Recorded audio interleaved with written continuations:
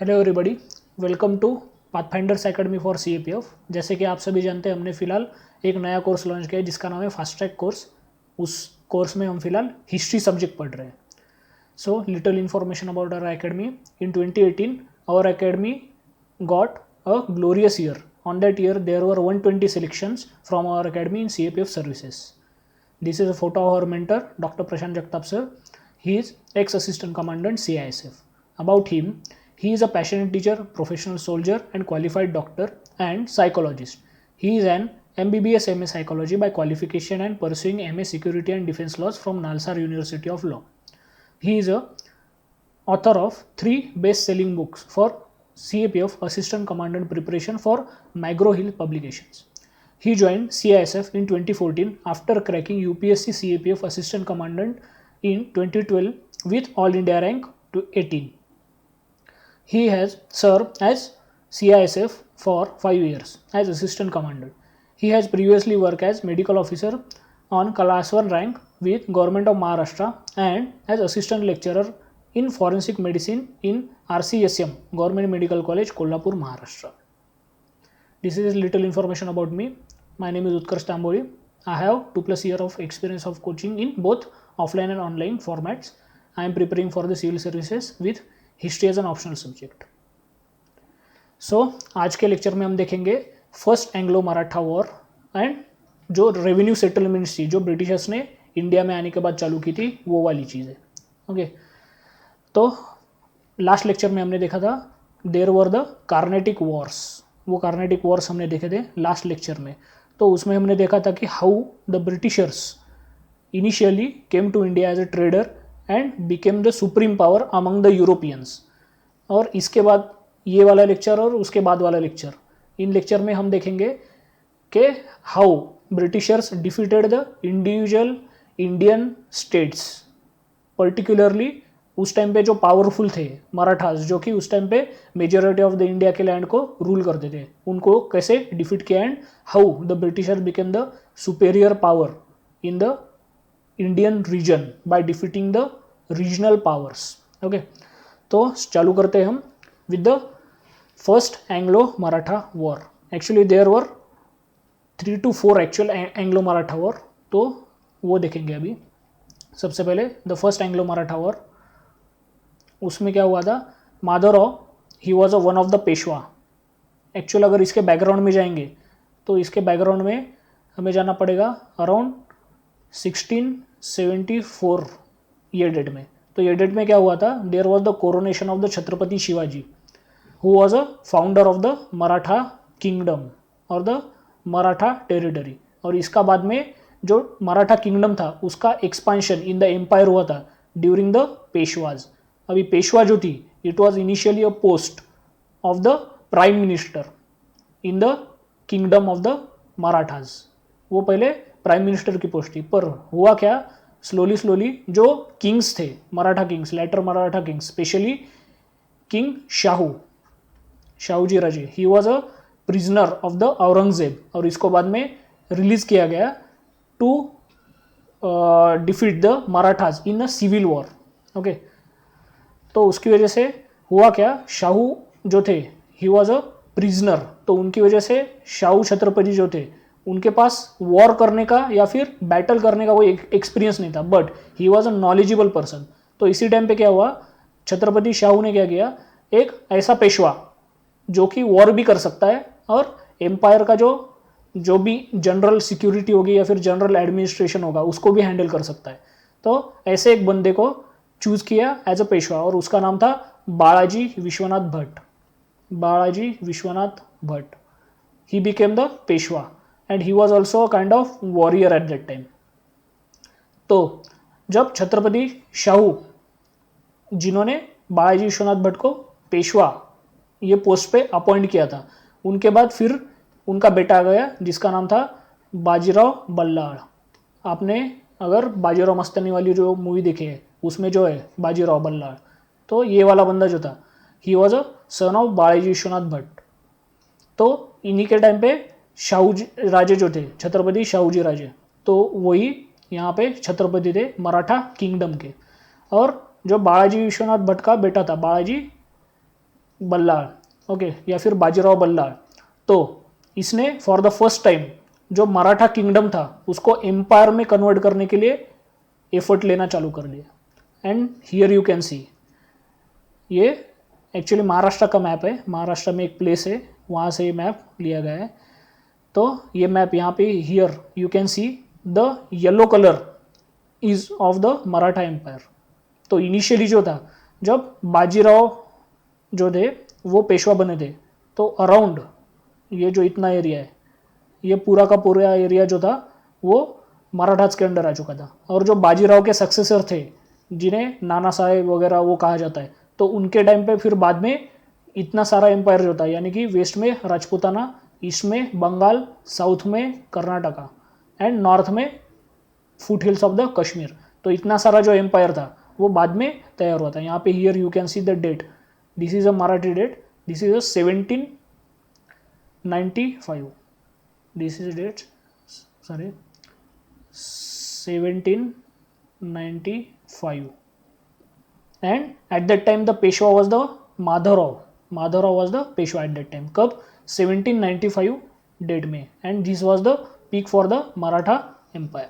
Okay, तो सवाई माधवराव जो थे उनके पहले एक और माधवराव हुए थे। तो फर्स्ट बैटल जो हुई थी, first battle of the Anglo Maratha war, वो हुई थी during the Madhavrao's reign. Okay, तो Madhavrao was able to recover some of the Maratha power and territories which they lost in battle of Panipat. तो हमने जब मुगल्स देखे थे तो उस टाइम पे हमने देखा था there were 3 battles of the Panipat, इसमें से 2 बैटल जो थी वो मुगल से रिलेटेड है और एक जो थी वो मराठास से रिलेटेड है। इसमें क्या हुआ था, मराठास अगेंस्ट द अफगान, उनका जो लीडर था उसका नाम था अब्दाली, उसका सरनेम दुर्रानी भी कह सकते हैं, Ahmad Shah Abdali, he was a leader of the Afghan. तो उसने इन्वेड किया था मुगल टेरिटरी में, पर जो मराठास थे उन्होंने जब दिल्ली में अपना इन्फ्लुएंस करना चालू कर दिया, तो दिल्ली के बादशाह ने अराउंड 1740 एक ट्रिटी की थी। 1740 भी एक्चुअल डेट याद नहीं आ रही, पर यही इसी के अराउंड एक डेट है। तो उस टाइम पे क्या हुआ था, मराठास का जो पावर था इंडिया में वो उसके पीक पे जा रहा था, यानी कि राइजिंग पावर थी मराठास। ओके, तो उसकी वजह से जो मुगल एम्पर था उसने मराठास के साथ एक ट्रीटी की थी कि अगर मुगलों पे बाहर से कोई सीवियर अटैक होगा या फिर कुछ होगा तो उसके डिफेंस के लिए मराठास जो है वो उनके आर्मीज को भेजेंगे, और इसके एक्सचेंज में मुगल क्या करेंगे, जितने भी मुगल सूबे उसमें से जो टैक्स होगा वो टैक्स जिसको कहा जाता है चौथाई या फिर चौथी, यानी कि 1/4 ऑफ द टैक्स, और दूसरा रहता है जिसका नाम है सरदेशमुखी, यानी कि 1/10 of the revenue, 1/4 of the revenue of the Mughals and 1/10 of the revenue of the Mughals. तो ये दोनों भी जो टैक्सेस है वो मुगल जो है मराठास को देंगे in exchange of the security of the Mughal empire. Okay, तो ये डील हुई थी between the Marathas and the Mughals. तो ये डील के अंतर्गत जब अहमद शाह अब्दाली ने 1761 में जब अटैक किया था मुगल टेरिटरी पे, तो मुगल टेरिटरी को डिफेंड करने के लिए गए थे Marathas from the south. And ये जो बैटल है this is called as third battle of the Panipat, जिसके ऊपर अभी मूवी भी आई है, और जिसमें एक साइड में अफगान्स थे, दूसरे साइड में मराठास थे। ओके, तो इसकी वजह से हुआ क्या, जो नॉर्थ में ऑलरेडी मराठास का जो इन्फ्लुएंस था इस बैटल में हारने की वजह से वो इन्फ्लुएंस थोड़ा सा कम हो चुका था। एंड माधवराव जो थे ये जब पेशवा बने तो he was able to recover some of the Maratha power and territory which they lost during the battle of Panipat. तो ये बैकग्राउंड है बैटल ऑफ पानीपत का। उसके बाद when Madhavrao died there was tussle for the power in Maratha camp, Marathas में आपस में लोग झगड़ने लगे लाइक अ सिविल वॉर, जो शाहू के टाइम पे हमने देखा था कि औरंगजेब का जो बेटा था उसने शाहू को रिलीज कर दिया। क्यों? क्योंकि उसको लगा कि शाहू जब छत्रपति बनेंगे तो ऑलरेडी जो मराठास यहाँ पे एस्टेब्लिश है, तो उन जो मराठा एस्टेब्लिश है और ये नए वाले ओरिजिनल जो छत्रपति के डिसेंडेंट थे वो, इन दोनों के बीच में सिविल वॉर चालू हो जाएगा, पर एक्चुअल में ये हुआ नहीं। ओके, तो उसी टाइप का सिविल वॉर जो था after death of Madhavrao Maratha camp में चालू हो गया। His brother Narayan Rao became the Peshwa, but his uncle Raghunath Rao wanted to become Peshwa. और इन दोनों के बीच में जो झगड़ा हुआ था इसी का जो डायरेक्ट रिजल्ट हम देख सकते हैं वो देख सकते हैं first Anglo Maratha war. Okay, तो इसमें हुआ क्या था, जो रघुनाथ राव था उसने नारायण राव को कैद करने के लिए कुछ लोगों को भेजा था, पर उन्होंने क्या किया, नारायण राव को कैद करने से अच्छा समझा कि उसको मार दिया जाए, and here there was the death of the Narayan Rao. तो सारा का सारा ब्लेम जो था वो रघुनाथ राव पे आ गया। और ये जो इवेंट हो रहा था ये अराउंड 1773 के अराउंड हो रहा था ये सब इवेंट, यानी कि after the battle of Panipat. Okay, तो ये डेट में नारायण राव का मर्डर हुआ था, और ये मर्डर के पीछे जो भी ब्लेम था वो रघुनाथ राव पे डाला गया। और फिर रघुनाथ राव को एक ईयर के लिए, मतलब जब तक उस पर इंक्वायरी नहीं बैठी थी तब तक वो पेशवा था, और जब रघुनाथ राव पे इंक्वायरी बैठी तो उसको मराठा टेरिटरी को छोड़ के जाना पड़ा। और इसी टाइम पे for the first time Raghunath Rao went to the Britishers, British जो कि उस टाइम पे बॉम्बे में थे। Bombay was the one of the presidential town of the Britishers. तो रघुनाथ राव बॉम्बे में चला गया ब्रिटिशर्स की हेल्प मांगने के लिए। तो जब रघुनाथ राव गया तो यहाँ पे कोई पेशवाई नहीं था। ओके, तो उस टाइम पे देर वर 12 पीपल्स, जिनको कहा जाता है 12 भाई, यानी कि 12 ब्रदर्स, 12 भाई। तो इन लोगों ने फॉर द शॉर्ट टर्म जो मराठा एम्पायर था उसको जो भी एडमिनिस्ट्रेशन करने के लिए जो भी एडमिनिस्ट्रेटिव स्किल या फिर वर्क चाहिए था वो प्रोवाइड करने का काम इन्होंने किया। और इसी के एक साल बाद एक नया पेशवा फिर से यहाँ पे अपॉइंट किया गया था। ओके, तो आफ्टर दैट हुआ क्या, the British of the Calcutta council under Warren Hasting, उस टाइम पे जो गवर्नर था वहाँ का वो था Warren Hasting. He was also first governor of the India, ऐसा कहा जाता है। ओके, तो उस टाइम पे वो था वॉरेन हेस्टिंग। यहाँ पे 1773 यहाँ पे एक एक्ट आया था जिसका नाम था रेगुलेटिंग एक्ट, अगर आपको पता होगा पॉलिटी का। Annual this treaty and new treaty जो थी वो नई ट्रिटी बनाई गई थी, treaty of the Purandar, which was signed in 1776 between the Calcutta council and नाना फडनीस। तो हुआ क्या था इसके बैकग्राउंड में, जैसा कि मैंने अभी कहा था, यहाँ पे रघुनाथ राव जो था वो बॉम्बे के जो ब्रिटिशर्स थे उनके पास गया था हेल्प मांगने के लिए। तो जो बॉम्बे के ब्रिटिशर्स थे उन्होंने हेल्प करने का प्रॉमिस किया था रघुनाथ राव को, पर हुआ क्या, 1773 में रेगुलेटिंग एक्ट आ गया, और इसके अंडर क्या हुआ, जो बॉम्बे एंड मद्रास ये जो प्रेसिडेंसीज थे ये दोनों प्रेसिडेंसीज कलकत्ता प्रेसिडेंसी के अंडर आना चालू हो गए, यानी कि Calcutta became the superior to these two presidencies. तो इसके वजह से हुआ क्या, वॉरेन हेस्टिंग के अंडर ये पूरे के पूरे बॉम्बे के जो भी डिसीजन मेकिंग पावर्स होते थे वो आ गए थे। और उस टाइम पे वॉरेन हेस्टिंग को पता था कि Marathas was the one of the strongest power in the India. तो वॉरेन हेस्टिंग नहीं चाहता था कि वहाँ पे कुछ वॉर हो, तो उसकी वजह से वॉरेन हेस्टिंग ने क्या किया, जो रघुनाथ राव के साथ बॉम्बे के ब्रिटिशर्स ने डील की थी वो डील या फिर वो ट्रिटी को एन्यूल कर दिया, यानी कि कैंसिल कर दिया, और एक नई ट्रिटी बनाई जिसका नाम है treaty of Purandar, which was signed in 1776। किसके बीच में, between the Calcutta council and नाना फडनीस, जो हमने 12 भाई देखे थे उनके बाद जो वन ऑफ द पर्सन था इंपॉर्टेंट मराठा जो भी एम्पायर था उसको हैंडल करने वाला, ही वॉज अ नाना फडनीस। तो इन दोनों के बीच में वो हुआ था। Nana Phadnis was the at that time Maratha minister in the Peshwa court, पेशवाओं के कोर्ट में वो एक मिनिस्टर था। ओके, तो इसके बाद जो हुआ था, क्या हुआ था, जो ब्रिटिशर्स थे कहाँ के, बॉम्बे के, उनको ये मंजूर नहीं था स्टिल। उसके बाद क्या किया ब्रिटिशर्स ने, मराठा टेरिटरी का जो कैपिटल है जो है पुणे, उस टाइम पे इसको पूना कहा जाता था, तो वहाँ पे अटैक करने के लिए उन्होंने बॉम्बे से डिस्पैच की एक बड़ी आर्मी। तो उस आर्मी को वडगांव नाम की एक प्लेस है पुणे के आउटस्कर्ट में, तो वहाँ पे मराठाज ने हरा दिया था, और उसके बाद जो ट्रीटी हुई थी उसको कहा जाता है ट्रीटी ऑफ वडगांव। ये हुआ था 1779 में। सो याद रखो, सबसे पहली जो ट्रीटी थी वो उसको ट्रीटी ऑफ बॉम्बे भी कह सकते हैं, जहाँ पे रघुनाथ राव और ब्रिटिशर्स थे। जो सेकंड ट्रीटी हुई थी between the Marathas and Britishers वो हुई थी under the Warren Hasting and Peshwa minister Nana Phadnis. और लास्ट में जो ट्रीटी हुई थी इसका जो कॉस्ट था वो था, जो ब्रिटिश आर्मी थी किसके अंडर आती थी, वो बॉम्बे के ब्रिटिशर्स के अंडर, तो उसको डिस्पैच किया गया था टू कैप्चर द पुणे। तो उसको मराठाज ने हरा दिया कहाँ पे, वडगांव में। तो that's why there was the third treaty जिसका नाम है ट्रीटी ऑफ वडगांव, ये हुई थी 1779 में। So this was the series of the treaties. Okay, यहाँ पे there were the series of the treaties जो फर्स्ट एंग्लो मराठा वॉर में हुई थी। क्यों? क्योंकि यहाँ पे मराठास जो थे उनका पावर जो था ऑब्वियसली ब्रिटिशर्स से ज़्यादा था, पर जैसे जैसे आगे हम जाएंगे वैसे वैसे आपको समझ में आ जाएगा कि मराठास जो थे ड्यू टू कंटिन्यूस वॉर उनका पावर जो था, जैसा हमने कल के लेक्चर में देखा था मैसूर का हुआ था, तो उसी टाइप में मराठास का पावर भी स्लोली स्लोली कम हो रहा था और यहाँ पे ब्रिटिशर्स का जो पावर था वो स्लोली स्लोली बढ़ रहा था यहाँ पे। Okay, there was the series of battles at the end of the treaty. Okay, और सबसे लास्ट में जो ट्रीटी हुई थी उसका नाम है ट्रीटी ऑफ सालबाई।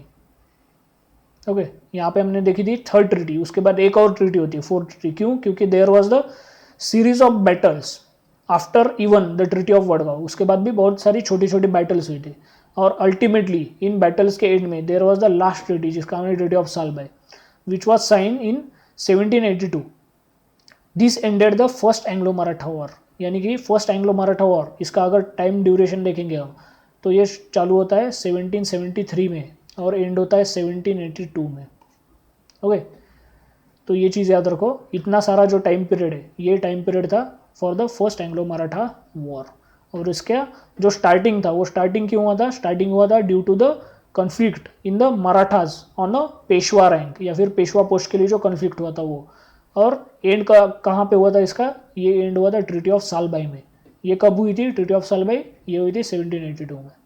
ओके, इसमें अभी जो हमने बीच में देखा इस पर ज़्यादा कुछ क्वेश्चन नहीं आने वाले, ये सिर्फ मैंने बैकग्राउंड समझाने के लिए वगैरह बोला था।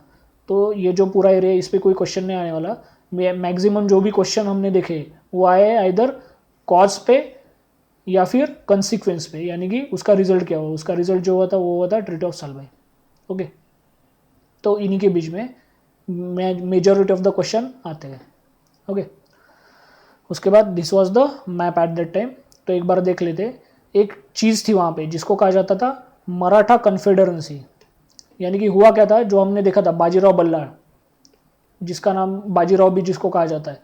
तो इसने क्या किया था, इसके टाइम पे there were various prominent sardars, अलग अलग प्रोमिनेंट सरदार थे। तो बाजीराव बल्लाळ ने क्या किया था, जो एक्सपांडिंग मराठा टेरिटरी है वो उनके अंडर दे दी थी।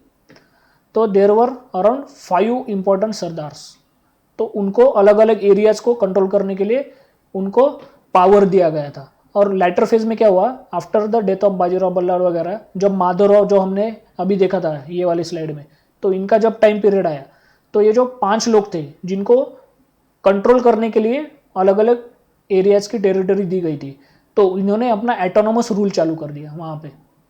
दे became the autonomous from the Peshwa. Earlier क्या था, पेशवा जो पुणे में रहता था, यहाँ पे पेशवा की सीट थी पुणे, तो वो उनके अंडर आते थे। पर अराउंड माधवराव रेन ये जो थे ये लोग एटोनोमस हो चुके थे और ये एटोनॉमी के बाद एक लूज कन्फेडरेशन में रहने लगे। ओके, और ये जो कन्फेडरेशन है इसी को कहा जाता है मराठा कन्फेडरेंसी। ओके, तो अभी कौन कौन लोग थे वो देखते हैं। यहाँ पे थे वडोदरा, यहाँ पे थे गायकवाड़, वडोदरा। ओके, इसको बड़ौदा भी कहा जाता है, गायकवाड़। उसके बाद इंदौर, इंदौर में थे होलकर। उसके बाद ग्वालियर, ग्वालियर में थे सिंधियाज, उस टाइम पे उनको शिंदे कहा जाता था, सिंधियाज। उसके बाद नागपुर में थे भोसले और 5वें खुद पेशवा पुणे में। तो जो वडोदरा वाले या फिर बड़ौदा वाले जो गायकवाड़ थे वो हैंडल करते थे ये वाला एरिया पूरा। जो इंदौर थे, इंदौर के होलकर, वो ये बीच वाला और ये वाला एरिया। उसके बाद ग्वालियर के जो सिंधिया या फिर शिंदे थे वो ये वाला एरिया है और दिल्ली को कंट्रोल करते थे। उसके बाद नागपुर वाले जो भोसले थे वो कंट्रोल करते थे ईस्टर्न पार्ट वाला एरिया। तो इस प्रकार से अर्लियर क्या था, ये जो एरियाज डिवाइड किए गए थे ये किए गए थे for the well administration. But जैसे जैसे पेशवा वीक होने लगा तो ये जो यहाँ पे सरदार थे वो स्ट्रांग होने लगे और उन्होंने अपना अपना एटोनोमस रूल वहाँ पे चालू करना एकदम से स्टार्ट कर दिया। Okay, so this is called as Maratha कन्फेडरेंसी।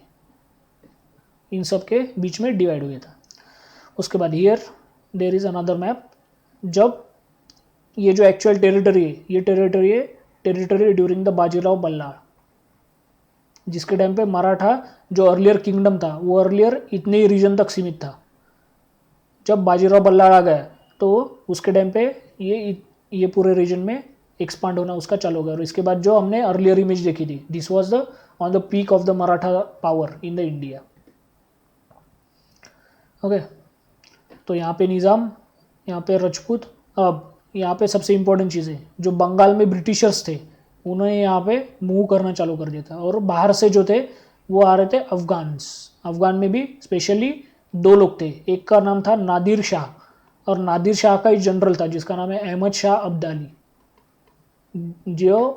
जिसके बीच में मराठास और अब्दाली के बीच में जो 3rd बैटल ऑफ पानीपत हुआ था, उसका जो बंदा था लीडर, जो बाद में जिसको कहा जाता है the founder of the Afghanistan या फिर फादर ऑफ द अफगानिस्तान भी कहा जाता है उसको, उसका नाम है Ahmad Shah Abdali. He was earlier commander of the Nadir Shah. तो इन 2 लोगों ने इधर से इंडिया पे अटैक करना चालू कर दिया, और दोनों साइड से दिल्ली जो थी, it was a symbolic political capital of India at that time, तो वहाँ पे प्रेशर बनना चालू होगा। और नीचे भी जो हमने देखा था कि जो फर्स्ट एंग्लो मैसूर वॉर हुआ था, फर्स्ट एंग्लो मैसूर वॉर, तो वो वॉर में हमने देखा था कि टीपू सुल्तान जो था वो ये साइड में भी एक्सपांड कर रहा था, नॉर्थ में भी, ये साइड में भी कर रहा था, ये साइड में भी और ये साइड में भी। तो इसकी वजह से जो पेशवा था, उसके बाद निज़ाम, देन यहाँ पे ये एरिया एक्चुअल उस टाइम पे ब्रिटिशर्स के अंडर आ चुका था, और ब्रिटिशर्स ये सब नाराज़ थे इससे, एंड ड्यू टू दैट नाराज़गी इन्होंने एक अलायंस कर दिया against the Hyder Ali. Still Hyder Ali ने फर्स्ट एंग्लो मैसूर वॉर में ब्रिटिशर्स को हराया था। Okay, so this is the background. उसके बाद देखते हैं अभी सेकंड एंग्लो मराठा वॉर। इसका टाइम पीरियड है 1803 टू 1805।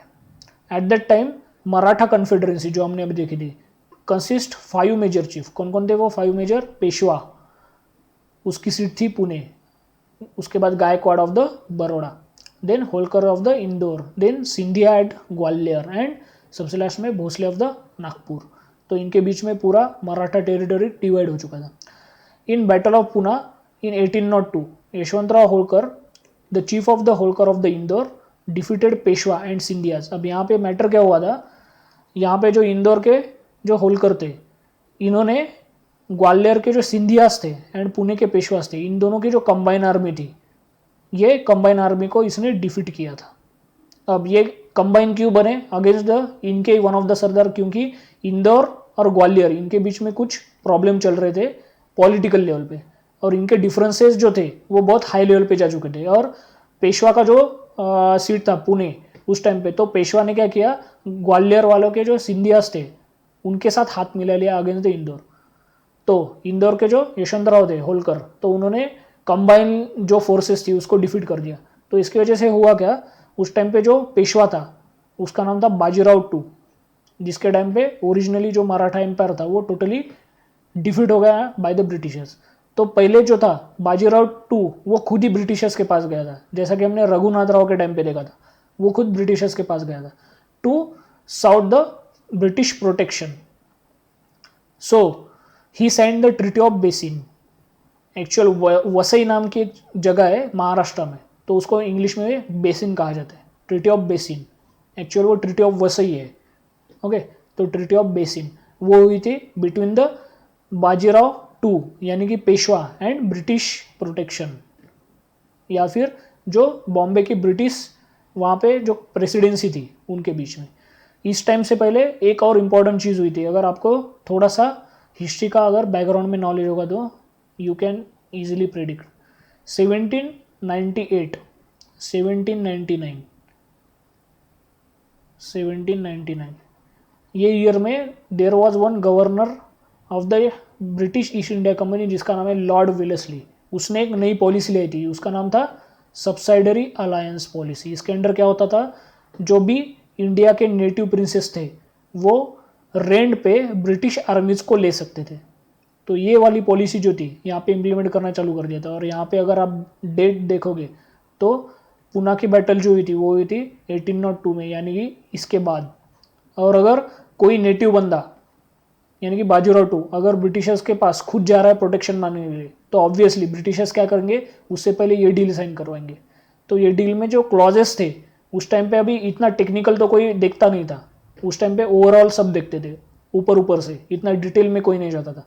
तो ब्रिटिशर्स ने क्या किया था, इनिशियली वो क्या करते थे, सब्सिडरी अलायंस के अंडर पहले रेंट पे देते थे अपनी खुद की फोर्सेस को।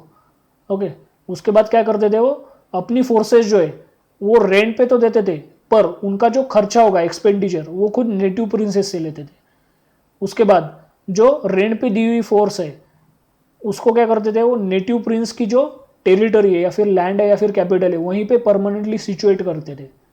ओके, और वो कॉज क्या बोलते थे कि आपके जो एनिमीज है वो कभी आपकी तरफ आंख उठा के देख ना सके, उसके लिए हम जो हमारी रेंटल फोर्स है उसको आपके टेरिटरी में सिचुएट करने वाली। और अल्टीमेटली क्या करते थे, ये जो सिचुएट हुए हुए या फिर परमानेंटली सेटल हुए वाली जो ब्रिटिश रेंट पे फोर्स थी उसमें से एक रिप्रेजेंटेटिव उठ के आता था और वहाँ का जो नेटिव प्रिंस का जो दरबार था यानी कि कोर्ट था वहाँ पे जाके बैठ जाता था। और उसके बाद क्या होता था, ये नेटिव प्रिंस के कोर्ट में जो बैठे वाला ब्रिटिशर्स है या फिर ब्रिटिश का रिप्रेजेंटेटिव है वो स्लोली क्या करता था, जो ईस्ट इंडिया कंपनी के इंटरेस्ट थे उस टाइम पे, स्पेशली इकोनॉमिक इंटरेस्ट, तो उनके बिहाफ से ये नेटिव प्रिंस को एडवाइस देने लगता था। और अगर ये नेटिव प्रिंस एडवाइस अगर नहीं मांगता है या फिर जो ब्रिटिश रिप्रेजेंटेटिव है उसके एडवाइस को टाल देता है या फिर नहीं मानता है, तो उस टाइम पे फिर वो ब्रिटिश नेटिव जो भी रिप्रेजेंटेटिव होता था जो नेटिव कोर्ट में होता था, तो वो क्या करता था, डायरेक्टली जो ईस्ट इंडिया कंपनी का हेड क्वार्टर था कहाँ पे था, इंडिया में कलकत्ता में था और ब्रिटेन में था। आउटसाइड अगर फॉरेन में देखेंगे तो वो था ब्रिटेन में, और अगर इंडिया में देखेंगे तो कलकत्ता में था। तो ये बंदा जो एज ए रिप्रेजेंटेटिव ब्रिटिशर्स का नेटिव प्रिंस के दरबार में या फिर कोर्ट में गया तो वो डायरेक्टली कलकत्ता को रिपोर्ट करता था कि ये बंदा नहीं सुन रहा है, तो फिर कलकत्ता से ऊपर से पॉलिटिकल प्रेशर डाला जाता था इस पर। तो स्लोली ऐसे होते होते जो ओरिजिनल नेटिव आर्मीज थी वो ब्रिटिशर्स ने टोटली ख़त्म कर दी। तो ऑब्वियसली अगर नेटिव्स के पास आर्मी नहीं रहेगी तो रिवोल्ट क्या करेंगे या फिर लड़ेंगे कैसे। So this was the basic policy of the subsidiary alliance. तो as per the treaty of Bassein he ceded territory to British, यानी कि पुणे के आजू बाजू वाली जो वेस्टर्न साइड में यानी कि बॉम्बे के साइड में उस टाइम पे जो टेरिटरी आती थी वो सब पेशवा ने क्या की, ब्रिटिशर्स को दी थी। And agreed to the maintain British troop in his city, यानी कि पुणे में ब्रिटिश ट्रूप जो थे उनको मेंटेन करने के लिए प्रॉमिस भी किया। The Scindias and Bhosale did not accepted this treaty and this cause the second Anglo Maratha war. Okay, ये जो सेकंड एंग्लो मराठा वॉर है एक्चुअली ये पेशवा की वजह से नहीं, किन की वजह से हुआ, सिंधियाज एंड भोसलेज, क्योंकि ये जो दो लोग थे ये पेशवाज की बात मानते थे उस टाइम में। भले होलकर जो थे उन्होंने पेशवा को हराया था पर बाकी जो रिमेनिंग दो लोग थे, कौन, सिंधियाज एंड भोसले, ये दो लोग जो थे वो पेशवा की बात मानते थे पर इन दोनों ने भी साइन करने से मना कर दिया। ओके, तो इसकी वजह से हुआ क्या, जो बॉम्बे के ब्रिटिशर्स थे वो गुस्सा हो गए और उन्होंने सिंधियाज पे यानी कि ग्वालियर में कलकत्ता से एक रेजिमेंट भेजी और भोसले जो कि नागपुर में थे उन पे आंध्रा साइड से एक रेजिमेंट भेजी अटैक करने के लिए। तो इसकी वजह से जो बैटल हुई थी उस बैटल्स को कंबाइनली हम कहते हैं the second Anglo Maratha war. हमने कल देखा था कि वॉर जो होता है उसमें मल्टीपल बैटल्स होते हैं छोटे छोटे, तो उन बैटल्स को कंबाइनली हम वॉर कहते हैं। Okay, war in central India in 1803 में वो वॉर हुआ। Holkar also join the battle against the English in lighter stage, मतलब अराउंड 1805 जहाँ पे ये बैटल एंड होने वाली थी उस टाइम पे होलकर ने भी ये जो बैटल थी इनमें स्पेशली सिंधियाज का नॉर्थ में साथ दिया था। So as a result of war the large part of central India came under British control. Okay, British control के अंदर आ गया और यहाँ से मराठास का जो टेरिटोरियल एक्सटेंड था उनका डिग्रेडेशन चालू हो गया था। उसके बाद अल्टीमेट लास्ट बैटल जो थी it was a third Anglo Maratha war. ये हुआ था 1817 में और 1818 में, और 1818 में मराठा शाही जो थी या फिर मराठा एम्पायर जो था वो टोटली ख़त्म हो चुका था। ओके, तो इसका कॉज क्या था, the chief reason for this war was British conflict with the Pindaris whom British suspected were being protected by Marathas। Actual में पिंडारीज जो थे दे वर द ट्राइबल्स और द नोमैड्स जो कंटिन्यूसली इधर से उधर घूमते रहते थे। स्पेशली ये जो थे अर्लियर ट्रेड में पार्टिसिपेट करते थे, पर जब मराठा जो थे वो जब नॉर्थ में एक्सपांड करने लगे तो उनका कॉन्टैक्ट आ गया पिंडारीज से, और पिंडारीज जो थे वो बाय बर्थ वॉरियर्स होते थे। तो उसकी वजह से मराठास ने क्या किया, इनको एज अ मर्सिनरीज यूज करना चालू कर दिया, और ये जो पिंडारीज थे they became loyal to the Peshwa. अब हमने देखा था सेकंड एंग्लो मराठा वॉर में कि पेशवा ने ट्रीटी ऑफ बेसिन्स साइन तो की थी, पर पिंडारीज जो थे उन्होंने वो ट्रीटी साइन करने से मना कर दिया या फिर एक्सेप्ट करने से मना कर दिया, और वो कंटिन्यूसली ब्रिटिशर्स को हरास कर रहे थे। क्यों? क्योंकि हमने लास्ट जो सेकंड बैटल थी उसमें देखा था कि जो सेंट्रल इंडिया का मेजोरिटी पार्ट जो था वो स्लोली ब्रिटिशर्स के इन्फ्लुएंस के अंडर आने लगा था, और सेंट्रल इंडिया में जो बहुत सारे ट्रेड रूट्स थे वो पिंडारीज के अंडर थे। तो पिंडारीज जो थे वो ब्रिटिशर्स को हरास करना उन्होंने चालू कर दिया था, और ब्रिटिशर्स का ऐसा मानना था कि पिंडारीज वर द साइड फोर्स या फिर alternate force of the Marathas. तो उसकी वजह से मराठास में और ब्रिटिशर्स में फिर से एक बार पॉलिटिकल टेंशन बढ़ने लगा, और जो बाद में थर्ड वॉर में कन्वर्ट हो गया। But British became the victorious, they got the swift victory over the Pindaris. Pindaris के ऊपर उन्होंने स्विफ्ट विक्ट्री भी क्या बोल सकते हैं उसको, विक्ट्री भी अल्टीमेटली एस्टेब्लिश कर दी थी। देन इसी टाइम पे उन्होंने क्या किया, जो सिंधियास थे जो कि नॉर्थ में पावरफुल थे और जो मेनली दिल्ली को कंट्रोल करते थे, तो उनको हराने के लिए ये जो ट्रिगर पॉइंट था कौन सा था, पिंडारीज का, तो उसका इस्तेमाल करने का एक नया पॉलिटिक्स चालू कर दिया। तो इसके अंडर हुआ क्या, जो ग्वालियर में सिंधियास थे उनको ब्रिटिशर्स ने डिफीट कर दिया, and there was the treaty of the Gwalior which was signed in 1817 between the Scindias यानी कि शिंदे एंड ब्रिटिश। अब इसकी वजह से हुआ क्या, जो नॉर्थ इंडिया में ग्वालियर था, कंसिडर करो ये ग्वालियर था, यहाँ पे है दिल्ली, तो इसके आजू बाजू में जितना भी जो भी एरिया होता था वो पूरा का पूरा एरिया जो था वो सिंधियाज के हाथ से निकल गया और अल्टीमेटली मराठास के हाथ से निकल गया, और दिल्ली में जो था डायरेक्टली अभी ब्रिटिश कंट्रोल वहाँ पे एस्टेब्लिश हो चुका था।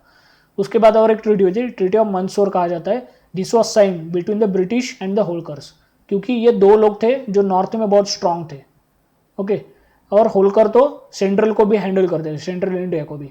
तो इसकी वजह से ब्रिटिशर्स ने जो पिंडारीज का रीजन था वो रीजन के अंडर या फिर उसके शैडो में सिंधे या फिर सिंधियाज एंड होलकर्स इनको हरा दिया था, और इनके साथ एक के साथ ट्रीटी ऑफ द ग्वालियर, दूसरे के साथ ट्रीटी ऑफ द मैंडसौर, ये दो ट्रीटी साइन कर दी थी।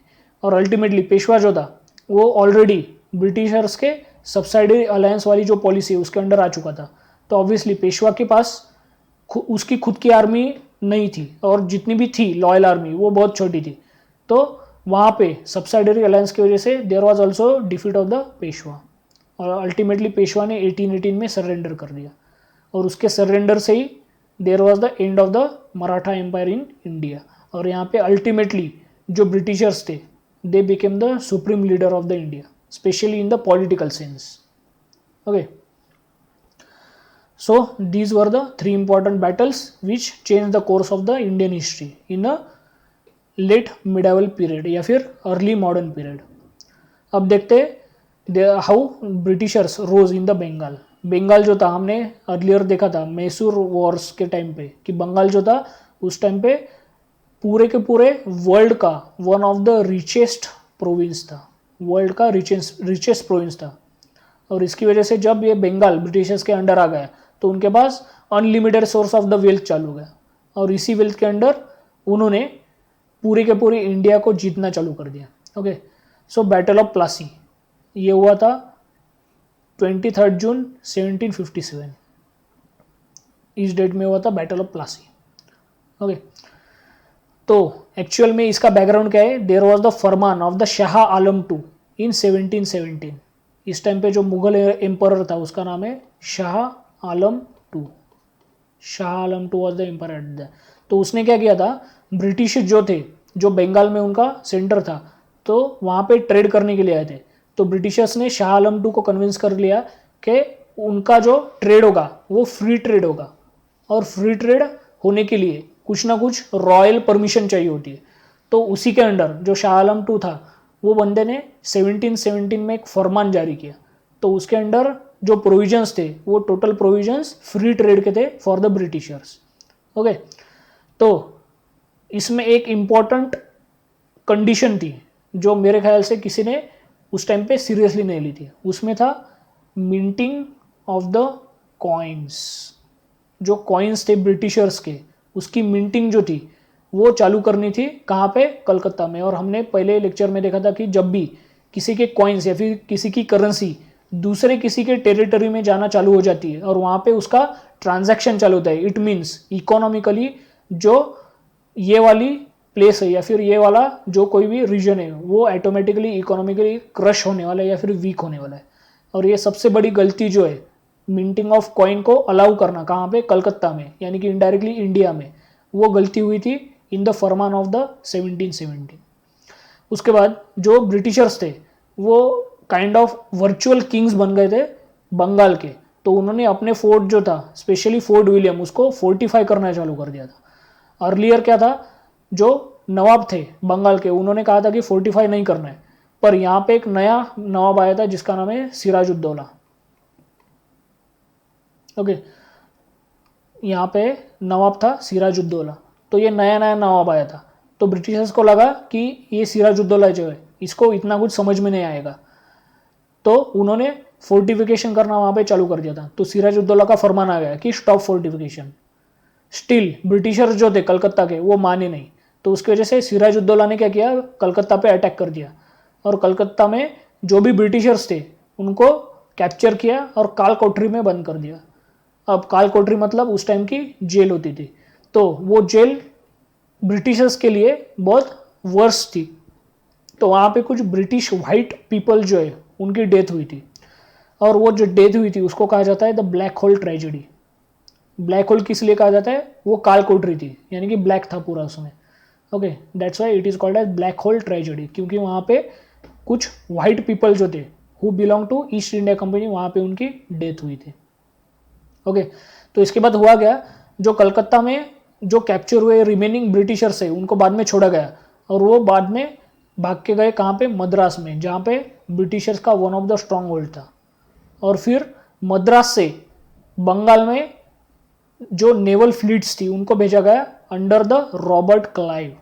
रॉबर्ट क्लाइव जो था वो बंदा उस टाइम पे मद्रास में था। अगर ये बंदे का अगर बैकग्राउंड देखना है हमें, तो हमने जो देखा था फर्स्ट कार्नेटिक वॉर जो हुआ था फ्रेंच एंड ब्रिटिश के बीच में, तो ये जो बंदा है रॉबर्ट क्लाइव उस टाइम पे ही became the prisoner of the French. पर उसके बाद जो रॉबर्ट क्लाइव था वो टोटली अपने रैंक्स में ऊपर चढ़ते चला गया और उसको एक्सपीरियंस भी आते चला गया कि how to play battle and how to play politics. And during the period of the battle of Plassey he became the colonel. Okay, earlier जो था during the first Carnatic war he was only a kind of soldier, but यहाँ ये पीरियड आते आते ही became the colonel. Okay, तो उसके टाइम पे सिराजुद्दौला जो था वो वहाँ का नवाब था, कहाँ का, बंगाल का।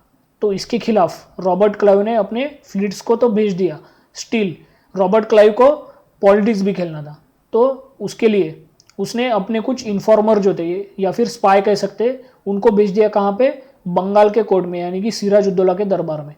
तो उसको वहाँ पे जाके एक चीज़ पता चली कि कुछ ऐसे नोबेल्स है यानी कि सरदार है जो सिराजुद्दौला से नाराज़ है। उनमें मेनली कौन आते, मीर जाफ़र, मोहनलाल और कुछ अदर फ्रेंच वाले ट्रूप्स। अब यहाँ पे जो कुछ फ्रेंच थे वो सिराजुद्दौला के साथ भी थे, पर कुछ लोग थे जो उसके साथ नहीं थे, मतलब इनमें भी डिवीजन था। तो रॉबर्ट क्लाइव को पता चल गया कि सिराजुद्दौला के कोर्ट में जो सरदार है वही उसके खिलाफ है, तो उसने क्या किया, इनके साथ अलायंस बनाना चालू कर दिया। और अल्टीमेटली हुआ क्या, जो स्मॉल आर्मी फ्रेंच की जो सिराजुद्दौला के साथ थी, यहाँ पे अगर कंसिडर करेंगे this is a place Plassey. Okay, अगर ये कंसिडर करेंगे तो एक साइड में जो थे वो थे रॉबर्ट क्लाइव, दूसरे साइड में जो भी बंगाल के कोर्ट वाले जो भी नोबेल्स थे या फिर सरदार थे वो, और दूसरे साइड में था सिराजुद्दौला खुद और small troops of the French. और इसमें भी जो स्मॉल ट्रूप्स थे इसमें से बहुत सारे ट्रूप जो थे they became the neutral during the war. Okay, Plassey को कहा जाता है कि Plassey was the battle which never happened. ऐसा कहा जाता है कि यहाँ पे कोई बैटल हुई नहीं थी एक्चुअल में, क्योंकि बहुत सारी आर्मी जो थी, इवन खुद की सिराजुद्दौला के खुद की जो आर्मी थी वो रॉबर्ट क्लाइव की तरफ से घूम गई थी। वहाँ पे सिर्फ एक ही टुकड़ी थी अराउंड 500 पीपल्स की जो वहाँ पे लड़ी थी। Okay, then after the defeat of the Sirajuddaula, Mir Jafar was the Siraj-ud-Daula's army's commander in chief. He was bribed by Clive. Clive ने उसको ब्राइब किया और कहा कि after the defeat of the Sirajuddaula you will become the nawab of the Bengal. Okay, and promise to be nawab of the Bengal and ultimately British won. Okay, ये पूरा का पूरा पॉलिटिक्स जो था वो बैटल ऑफ प्लासी में खेला था रॉबर्ट क्लाइव ने. This was the decisive victory for the Britishers and they installed Mir Jafar. उसी के साथ मीर जाफर को अगर इंस्टॉल भी किया है तो ब्रिटिशर्स ने अपना प्रॉफिट जो था वो छोड़ा नहीं था. तो ब्रिटिशर्स ने क्या किया, ब्रिटिशर्स ने कहा कि नवाब ऑफ द बंगाल जो भी बनेगा वो वॉर का जो नुकसान हुआ है ब्रिटिशर्स का उसके लिए इंस्टॉलमेंट में पेमेंट करेगा. ओके, यानी कि वॉर तो किया ब्रिटिशर्स ने, जीते भी खुद, पर जो भी वॉर का नुकसान था स्पेशली ब्रिटिश साइड वाला वो डाल दिया नवाब ऑफ द बंगाल के ऊपर.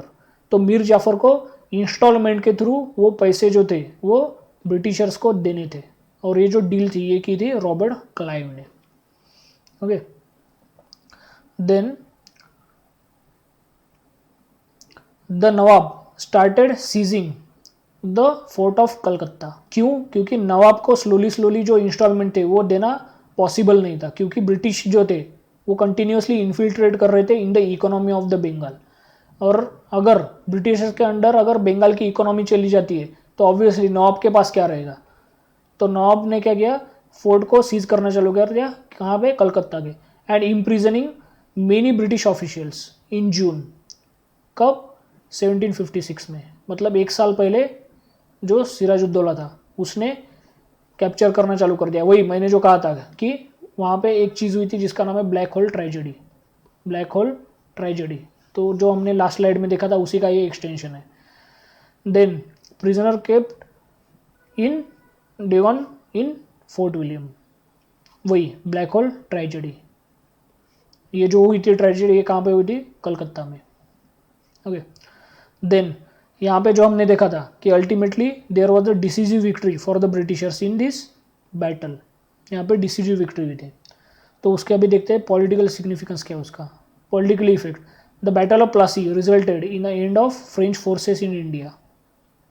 ओके, दूसरा क्योंकि यहाँ पे हमने देखा था कि स्मॉल फोर्स जो थी फ्रेंचों की वो सिराजुद्दौला को सपोर्ट कर रही थी और बाकी जो थे वो न्यूट्रल रहे थे. ओके, उसके बाद Mir Jafar was crowned as a nawab of Bengal, जैसा कि ब्रिटिशर्स ने प्रॉमिस किया था, पर ब्रिटिशर्स ने इस पर इंस्टॉलमेंट भी लगाना चालू किया था. Then Mir Jafar was unhappy with the position and instigated Dutch to attack British in order to consolidate his power या फिर हिज फाउंडेशन. और ये जो डचेस की और ब्रिटिशर्स की जो बैटल हुई थी, this was the battle of Bedara जो हमने अर्लियर देखा था. Battle of Bedara. Okay, this was the battle fought between the Dutch and British. और इसके अंडर डच जो थे उनकी हार हो गई और अल्टीमेटली डच जो थे वो भी इंडिया से ख़त्म हो गए. जैसे फ्रेंच ख़त्म हो गए वैसे डच ख़त्म हो गए. Then the battle of Chinsura was fought between the Dutch and British forces in November 25, 1759. और इसके बाद जो थी वो हुई थी बैटल ऑफ बेदारा. अल्टीमेटली ये बेदारा में डच जो थे वो ख़त्म हो गए थे इंडिया से.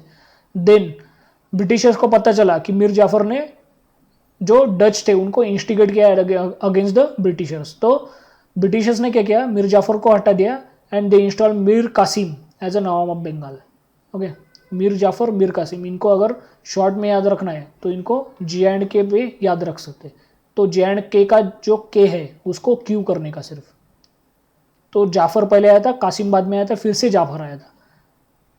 कभी कभी क्या होता है इनका सीक्वेंस जो है वो हम भूल जाते हैं, या फिर कासिम पहले आ जाता है जाफर बाद में आ जाता है हम जब रिमेंबर करते हैं. तो इसको J&K याद रखो, K में सिर्फ Q ऐड कर दो बाद में. ओके, K को Q से रिप्लेस कर दो. तो J&K पहले जाफर आया था बाद में कासिम आया था. The British became paramount European power in Bengal after the battle of Plassey. Then Robert Clive was titled as a Lord Clive. और उसके बाद ये जो नाम है लॉर्ड, जितने भी हम देखेंगे गवर्नर जनरल या फिर वाइस रॉयज, तो उन्होंने ये टाइटल लगाना चालू कर दिया after the battle of Plassey for the first time this title was attached और given to the Robert Clive. Baron of Plassey ये भी एक दूसरा टाइटल था. किसके लिए? रॉबर्ट क्लाइव के लिए. पहला क्या था? लॉर्ड क्लाइव, दूसरा baron of Plassey. And also obtain a seat in the British House of Commons. जो वहाँ की पार्लियामेंट थी, ब्रिटिश हाउस ऑफ कॉमन्स, वहाँ पे भी जो लोअर हाउस है उनका, ब्रिटिश हाउस ऑफ कॉमन्स, बड़ा जो एल्डर हाउस है उसको बोलते हैं हाउस ऑफ लॉर्ड्स, और छोटा जो है उसको हाउस ऑफ कॉमन्स. तो उसको किसको? लॉर्ड क्लाइव को, वहाँ के जो ब्रिटिशर्स थे उन्होंने वहाँ पे एक स्पेशल सीट भी दी थी. ओके, तो ये तीन चीज़ें इंपॉर्टेंट है रॉबर्ट क्लाइव से रिलेटेड. एक तो लॉर्ड क्लाइव, दूसरा उसको कहा जाता है baron of Plassey, and he became one of the MP, kind of MP at that time in the lower house of the British parliament, जिसको कहा जाता है House of Commons. These were the political effects. अभी देखते हैं economic effect. The economy of India was affected severely. Then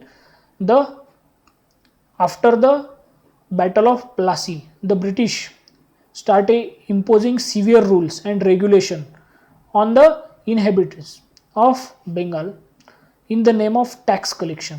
Obviously, British जो थे, they primarily were the traders during this period. They were not the rulers at that time. They were the traders. और उनको जितना profit होगा, जितना पैसा आएगा, by any means, by hook and crook, तो वो वहाँ पे एब्सॉर्ब करना या फिर सक करना उन्होंने चालू कर दिया था. और वो कैसे करते थे? वो करते थे by severe rules regulations on inhabitant of the Bengal. उसके थ्रू वो अनरीजनेबल टैक्स कलेक्शन उन्होंने वहाँ पे चालू कर दिया था. ओके, तो इसकी वजह से हुआ क्या?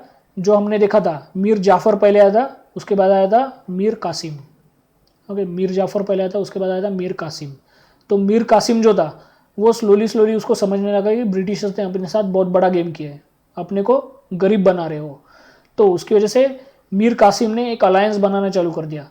वो अलायंस था इसके साथ? नवाब ऑफ द अवध के साथ और मुगल एम्परर शाह आलम के साथ.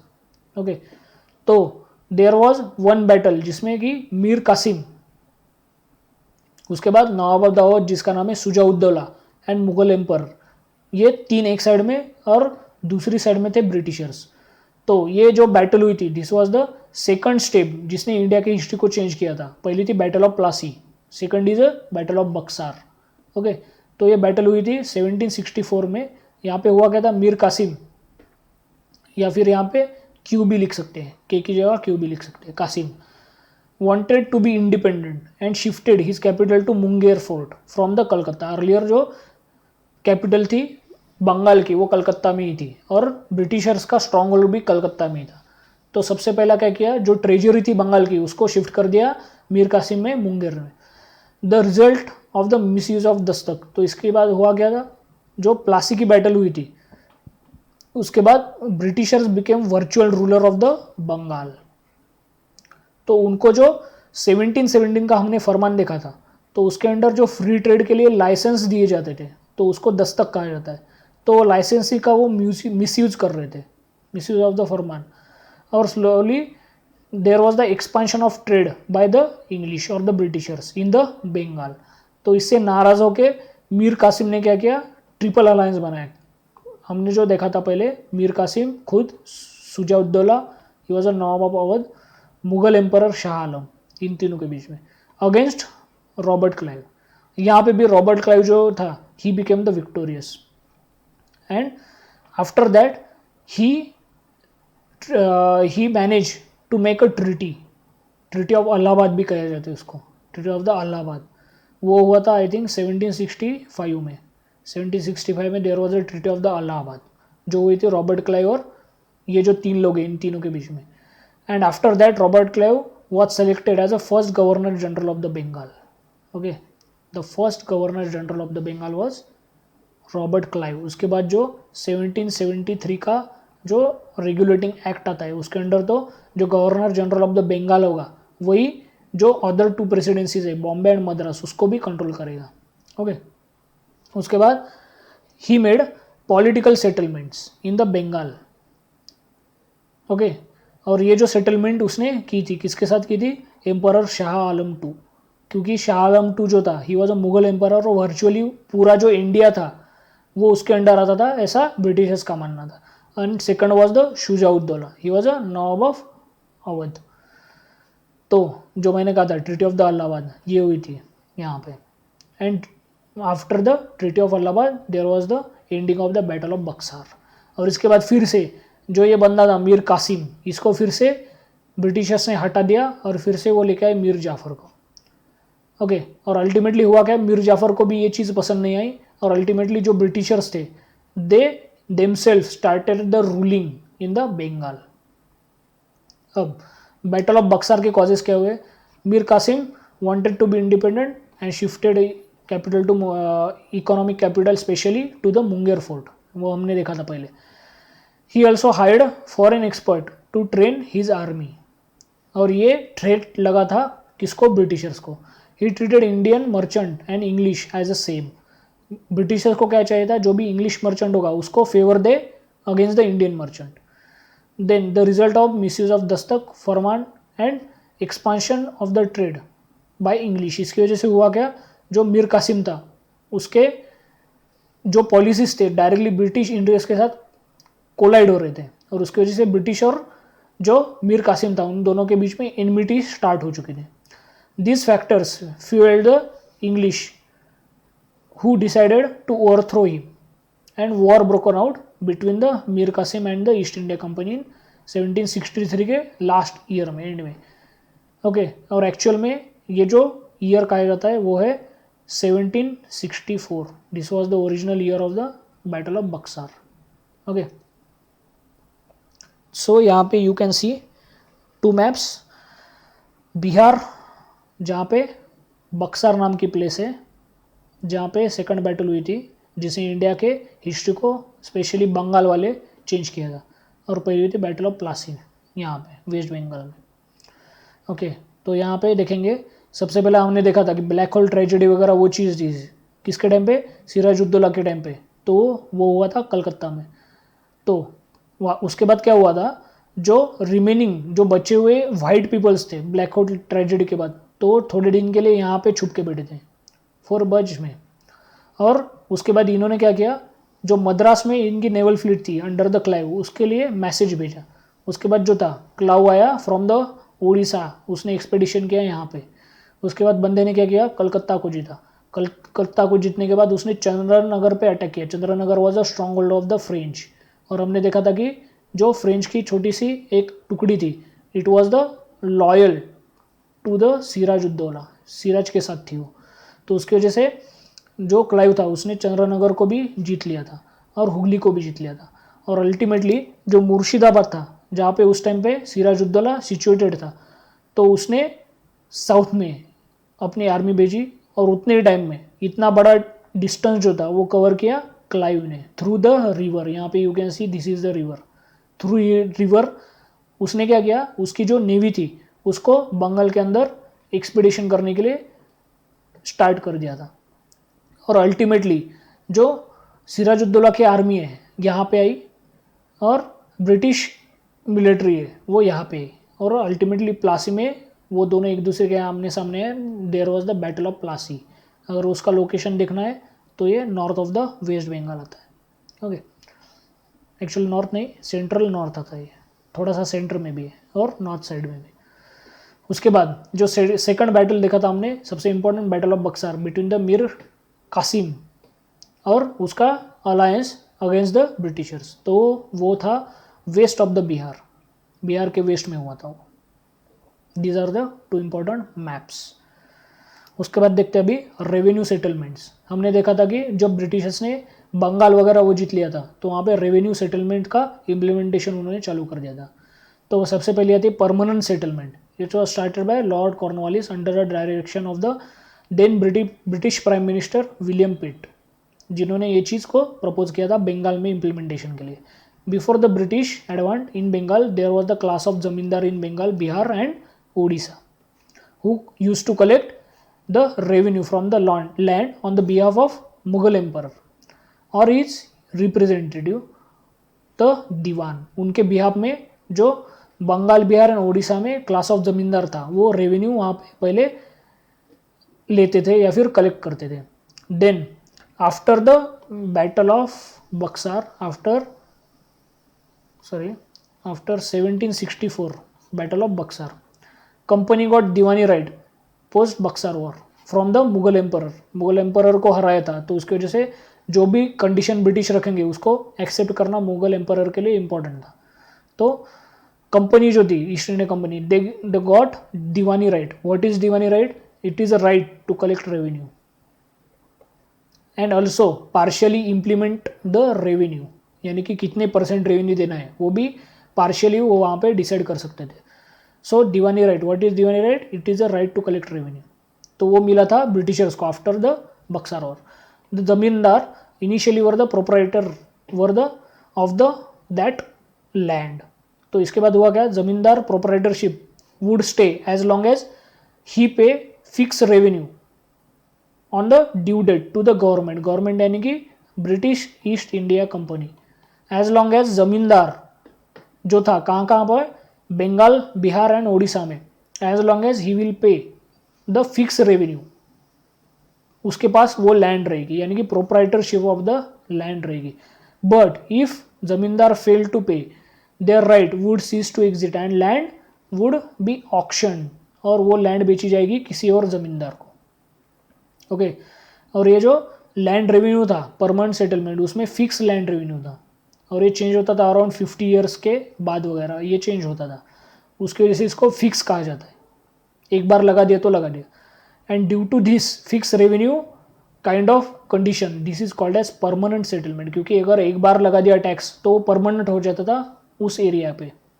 That's why it is called as permanent settlement. Okay तो इसमें क्या होता था?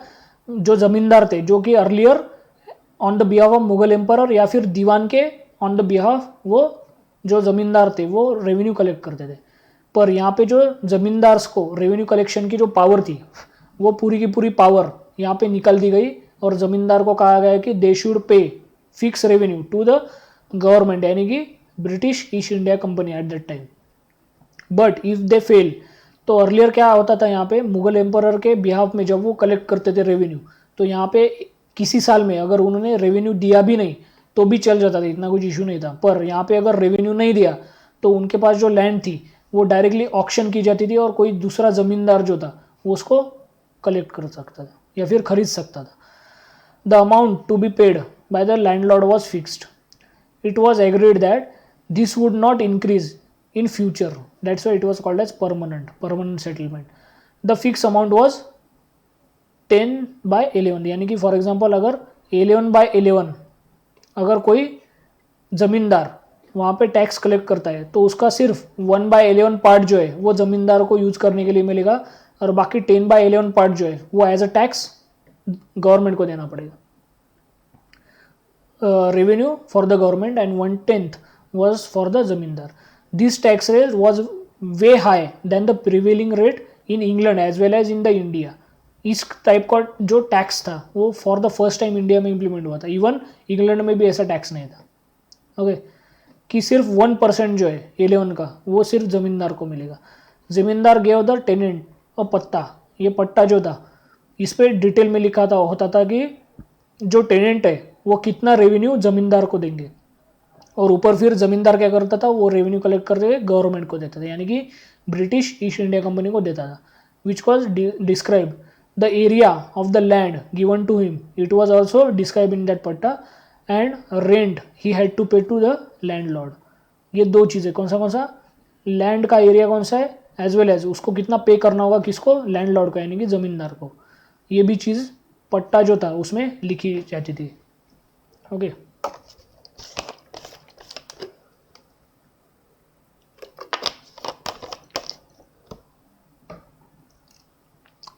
Here is a map of the revenue settlement. Here you can see ये जो ग्रीन एरिया है पूरा, तो ये ग्रीन एरिया पूरा परमानेंट सेटलमेंट का है.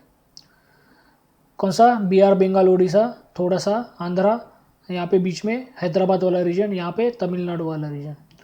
उसके बाद जो ऑरेंज एरिया है वो है रैयतवाड़ी सिस्टम का. साउथ में यू कैन सी हियर यहाँ पे पूरी रैयतवाड़ी है. इवन सिंध वाला जो रीजन है वहाँ पे भी रैयतवाड़ी, आसाम में भी आसाम अरुणाचल प्रदेश वाला जो एरिया है, ये पूरा आसाम नहीं है, आधा आसाम यहाँ पे कट हो जाता है, तो अरुणाचल प्रदेश पूरा और थोड़ा सा ईस्टर्न आसाम, तो वहाँ पे रैयतवाड़ी, और जो डार्क ग्रे टाइप का कलर है वहाँ पे महालवाड़ी, मतलब आज का पंजाब मुल्तान वाला वो रीजन टोटल, उसके बाद दिल्ली वाला, देन अवध वाला रीजन, और ईस्टर्न यूपी पूरा, और सेंट्रल इंडिया का छत्तीसगढ़ एमपी वगैरह वो वाला, और ईस्टर्न महाराष्ट्र वाला रीजन, ये पूरे एरिया में Mahalwari system. So in this 3 kind of revenue settlement Britishers divided India.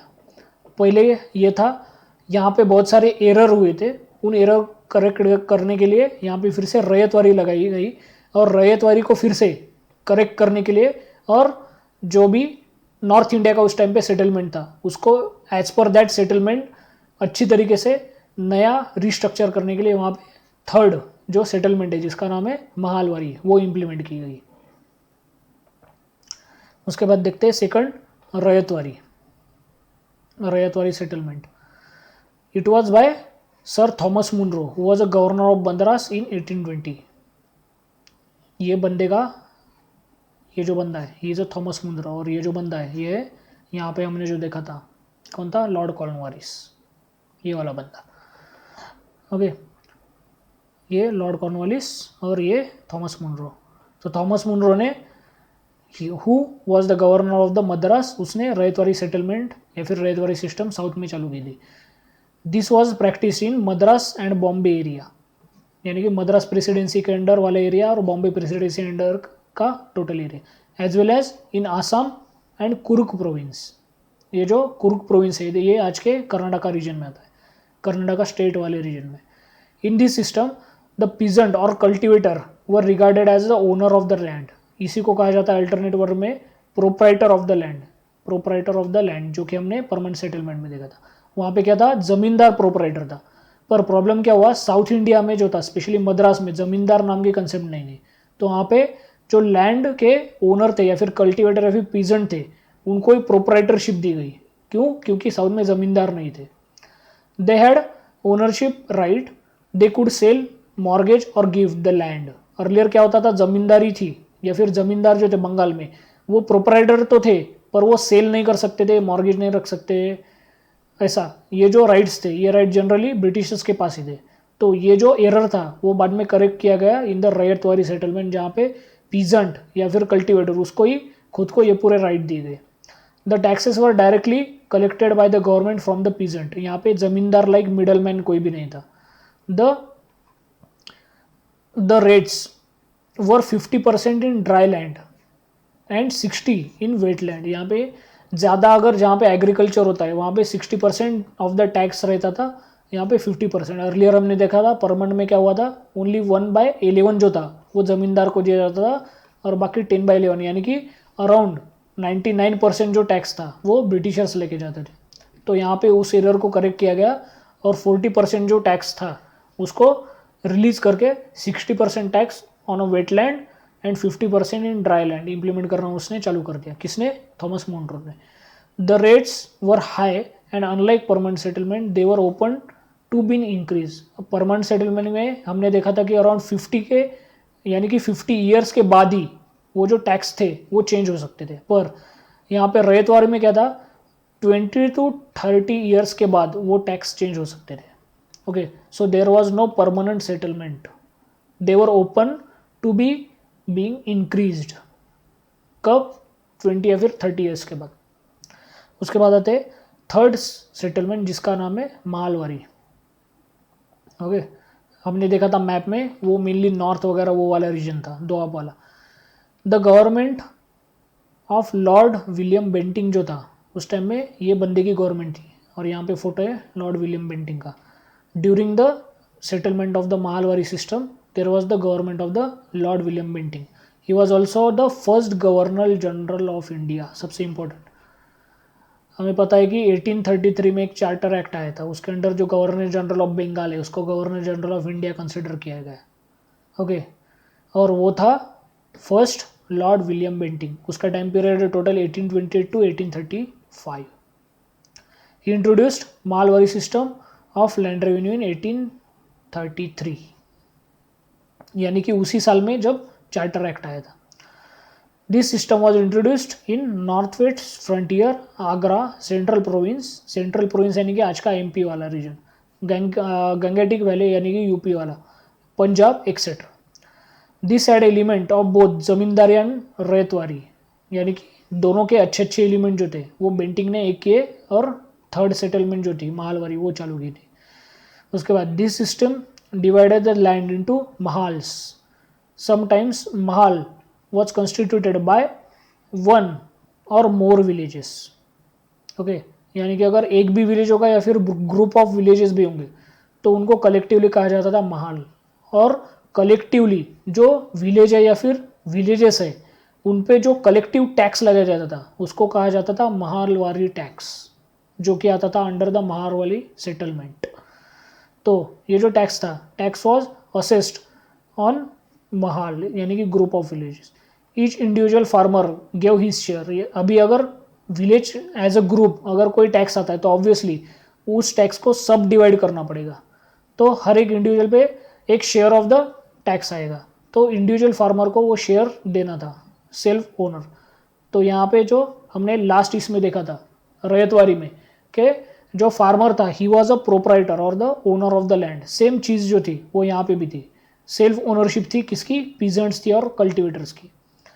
Revenue was collected by the village headsman और द विलेज लीडर, यानी कि उस टाइम पे जो ग्रामीणी या फिर ग्रामापति या फिर आज के टाइप पे अगर कंपेयर करेंगे तो सरपंच के टाइप का, तो वो जो हेडमैन थे वो विलेज का टोटल रेवेन्यू कलेक्ट करते थे and he use to give that revenue to the government यानी कि East India company at that time. The state share in revenue was 66% of the total rental value, यानी कि for example 100 rupees अगर collect होते तो उसका 66 rupees जो है वो एज ए टैक्स वो जाएंगे रेवेन्यू में, और रिमेनिंग जो है 100 में से वो बाकी अदर चीज़ें। Okay, the settlement was agreed upon for 30 years. हमने रैयतवारी में देखा था कि वो भी 20 to 30 ईयर्स के टाइम पीरियड के लिए था, और ये भी 30 ईयर्स के अराउंड टाइम पीरियड के लिए था। तो these both are not considered as a permanent settlement, पर जो 50 ईयर से भी अबव था और वो भी उनके विल पे था तो उसको कहा जाता है 50 ईयर्स का सेटलमेंट जो है उसको कहा जाता है परमानेंट सेटलमेंट और ज़मींदारी सिस्टम। ओके, ज़मींदारी सिस्टम और permanent settlement. So this was for the today's lecture. I hope आपको समझ में आया होगा। थोड़ा सा एक बार आप एक काम करिए, जो मराठास है उनका राइज और उनके बीच में जो बैटल्स हुए थे वो आप खुद पढ़िए, सो दैट आपको और पिक्चर क्लियर हो जाएगा। यहाँ पे मैंने बोल तो दिया है, पर स्टिल आपको अगर थोड़ा सा और पिक्चर क्लियर करना है तो आप थोड़ा सा उसका पढ़ लीजिए बुक में। Okay, thank you and stay tuned.